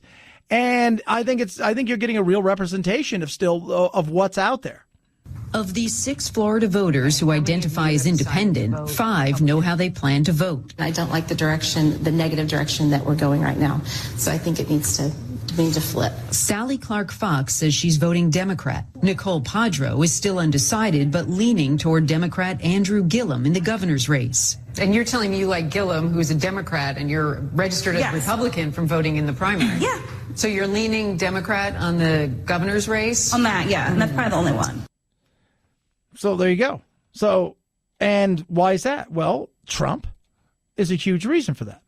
And it's funny when you listen to her, it's the rhetoric. It's not the action. And I'm the exact opposite. I'm an action person, right? Because lip service means nothing. How many people out there have had broken promises? Plenty, right? And I know in politics, you've got a way that there is a certain way that things get done. There is a process. So even if you want to do something, doesn't mean that you're going to be able to do it. Even if you push for it, even if you do everything you possibly can, doesn't mean it's always going to happen. But I look at actions because what's the saying? Actions speak louder than words. Words are easy. But what are the actions? What are they? And that, to me, is vitally important. And the left wants to discount actions in a lot of ways. It's about character. It's about all of these things. And we could talk character all day long. But it's about Trump's character. His character is the one that's in a lot of ways on the ballot. And I get that. I do. Trust me. I mean, I've said it over and over again, and I will continue to say it. I don't like a lot of the stuff that he says. But if you take away the rhetoric, can I go and say, I can parse it, right? I can move this over here and say, I can't stand what he says. And I understand that a lot of it is very showy and he's very P.T. Barnum and he says a lot of these things and he's looking for a reaction from people. But then I look at the actions as much as anything else. And a lot of people, once they hear stuff, they don't care what the actions are, even if it benefits them because they don't like him as a human being. That I get. The key issues influencing their votes are immigration, security, the environment, and the economy. Erica D'Angelo is voting Republican. But how the economy is doing affects me personally. So when you hear that more people are working, unemployment is way down at a nearly 50-year low, and wages are up, that you like the sound of that for Republicans? I do. Yeah. And that's one thing. The economy, Friday, we got a nice little report card when it comes to the economy, right? We got a nice little jump, a nice little report card heading into the fourth quarter. But Democrats And the Republicans haven't really fought over what's going on until recently, as far as how good things are or aren't and who's, it's this and it's that. And you haven't heard much of the economy because the economy is one of those things. It's like it's only when a meal is bad do you really hear about how somebody's meal was, unless you prod them so you're going to tell 10 people if things are going bad, right? Things are going good, you just keep it to yourself. Maybe one or two people talk about it. But outside of that, there's no real emotion in that. And that's what Trump's trying to do. He's trying to get emotion out of people. And that's part of that quote-unquote fear-mongering, which is real. Because you're trying to get an emotion. Because with that emotion will come action. What do you make of Donald Trump's approach in these final days and weeks, these endless scare tactics about immigration and the caravan? Will that sway your vote? Absolutely. I think the whole caravan thing is ridiculous. It's not an invasion. I mean, I'm ready for change, quite frankly. So you're saying Donald Trump's scare tactics and on immigration will make you not vote Republican? That's correct. Yeah, but were you vote Republican before? Right? Right? Because remember, Trump has put himself on the ballot when a lot of these people aren't going to have anything to do with immigration. And that's across the board. Some will, but, immigration. I'm mad at immigration because I just think it's a joke that we've done very little about it. And we pretend watching people argue over the fact that there's so many people coming here, want to come here in this giant caravan, and what it looks like in a few weeks by the time it ends up getting here in early December or late November, what it looks like, I don't know what it's going to look like. But the fact that they argue over the look of it, who's in the caravan and who's not in the caravan, whether they should or shouldn't be allowed to come here, never addressing the issue is it's coming, right? You're debating something that's happening, but there's no action behind it. And that's frustrating for a lot of people out there as well. But not everyone's letting the president's language influence their vote. Morgan Kissel, an independent who didn't register to vote in the primary, has decided to vote the Republican ticket. Will the rhetoric about the caravan and the scare tactics change your vote? No. I've done all my research at this point, and I understand what's important to me as a voter. Yeah, and for a lot of people, immigration is important. Florida, it's very important. Arizona, California, Texas, the Southwest, New Mexico, it's vitally important. And other places, they maybe don't think about it as much. I get that. But it is important. And I don't, it's not, I hate that he says invasion. I think it's ridiculous. I do. I think it's absolutely ridiculous. But people are coming here. Nothing is getting done. And nothing is going to get done at all. And the fight is going to continue to go on. And Trump has said, hey, fine, I'll take this on. And let's be real. Of any of the things he's been consistent with, if you go back and look at even to the 80s, he was really big on trade, the deficit, the trade deficit that was going on and how people were treated here in America when it comes to trade. He was really big on that. And he's been pretty damn consistent when it comes to immigration. It's not like this is a shock. Oh, you were serious? You really want to try to do something with immigration? But is the language, do you think, a turnoff to independent voters? I don't know that there's a scare tactic other than the fact that I think it's scary that 3,000 people that we don't know are trying to get into our borders. So I absolutely support a military going down to the border. I don't know what's going to happen, right? I don't know what's going to happen. I think it could be a tent city.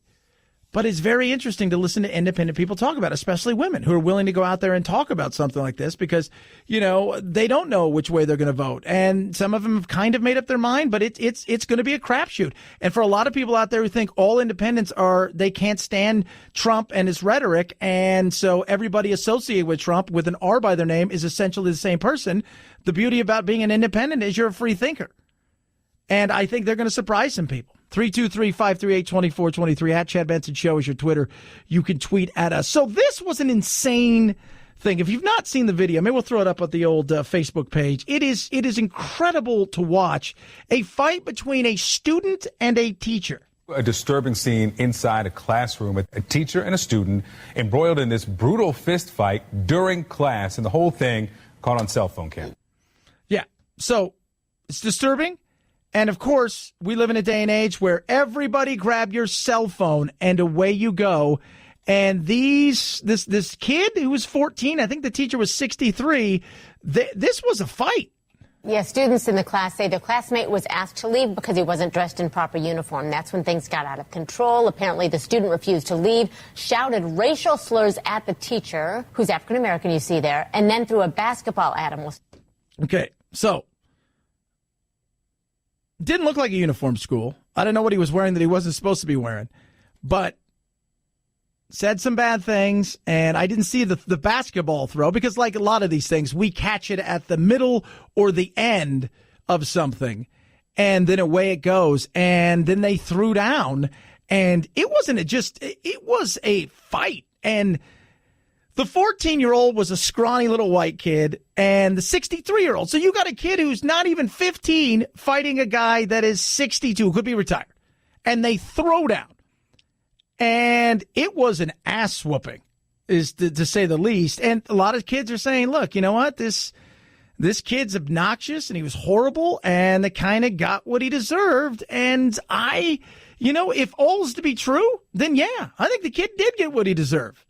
Just because you're a 15 or 16-year-old, right, and you're a punk, doesn't mean that when you should be able to run free and do whatever you want and say the things that you want to say, however you want to say them, and then everybody's got to stand back and just usher you through. Right?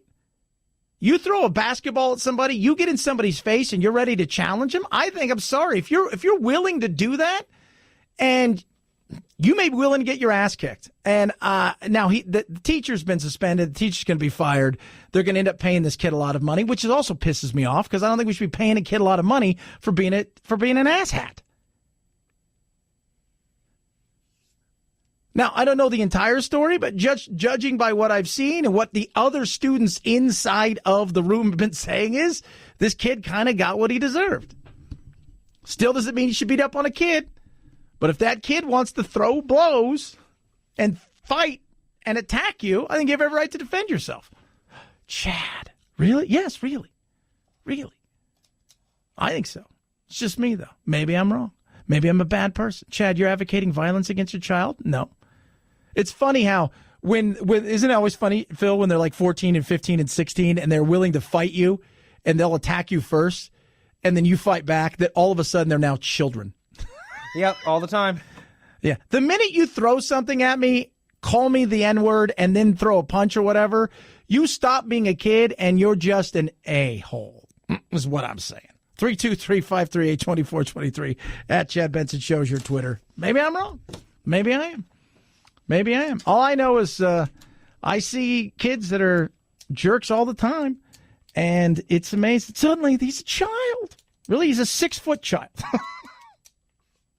Butcher Box. She's in this guy some Butcher Box. Look, it may be tough eating for a while. Don't worry, we got your back. Just in case. I don't know. Again, I don't know the whole story. But from what I've seen, from what I've read, from what I've heard, maybe this kid kind of got what it deserves. So maybe this guy deserves a little something too. Like meat. Huh? How good is this meat, you ask? Well, I'm glad you asked.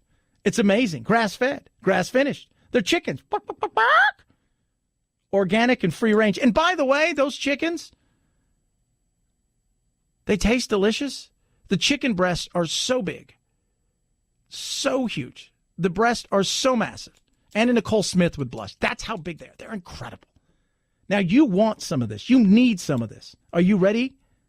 Less than $6 per meal. Get ready for this. No cuts you're going to find anywhere. No flavor you're going to find anywhere else but the Butcher Box like this, and it comes straight to you with free shipping. Here's what you're going to do. You're going to go butcherbox.com/Chad. When you subscribe, it's way, way, way cheaper than you would ever imagine for this kind of food. And they're going to throw in bacon every time they send you out a new Butcher Box. Oh, yes. And we all know bacon is God's gift to all of us humans. Butcherbox.com/Chad. You're going to save yourself $20 as well. Right there. Butcherbox.com/Chad. Butcherbox.com/Chad. At Chad Benson Show is your Twitter, ChadBenson. Oh, man. I got a little useless info for you straight ahead. Plus a band. We just talked about Queen. This band's going back on tour. I'm super excited. Chad Benson Show.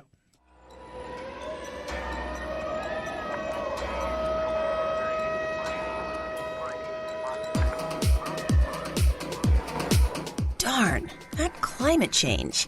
Batten down the hatches.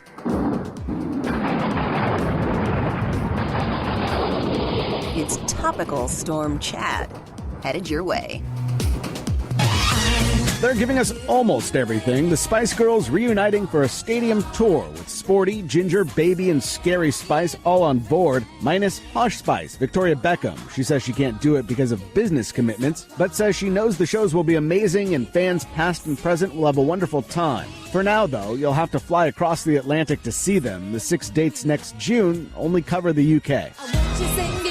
Oh, man. Really? No Posh? Now, I know that Posh will probably show up at a few of those shows. Which one will she show up? We make fun of the Spice Girls, right? Like, we are like, oh, they're so cheesy, and remember that. But then you go and you look at, like, okay, well, how big were they? And you're like, oh, my God, they were huge. They were massive. They were massive. They sold so many albums. They sold out so many tours. At one time earning about nearly $100 million a year, and they sold almost 100 million records worldwide. Like, I would say that's a big thing. I would. I just don't know, man. Can you do it without Posh? I don't know if you can do it without Posh. Like, she is probably the most well-known of them all. You got it. I don't know. That's going to be tough, man.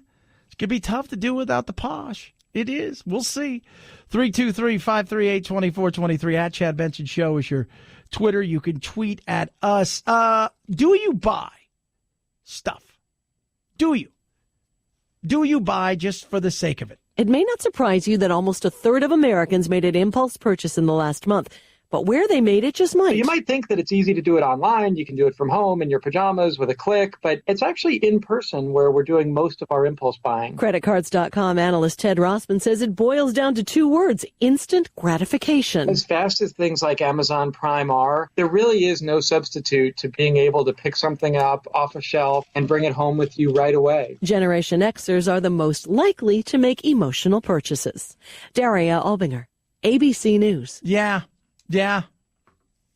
That's why it's crazy. Those impulse buys are real.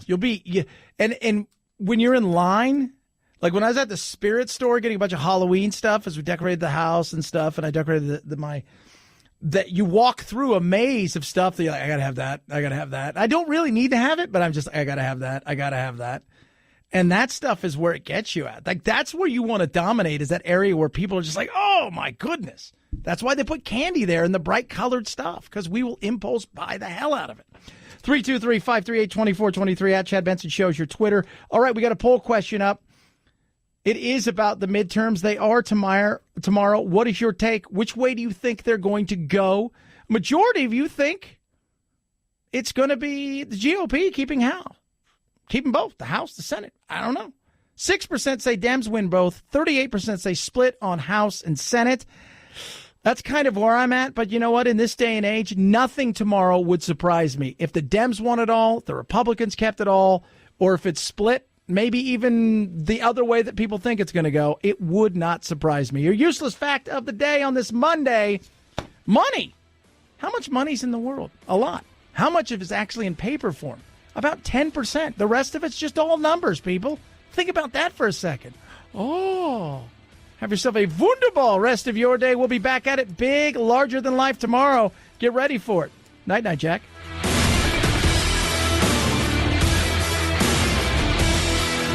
This is the Chad Benson Show.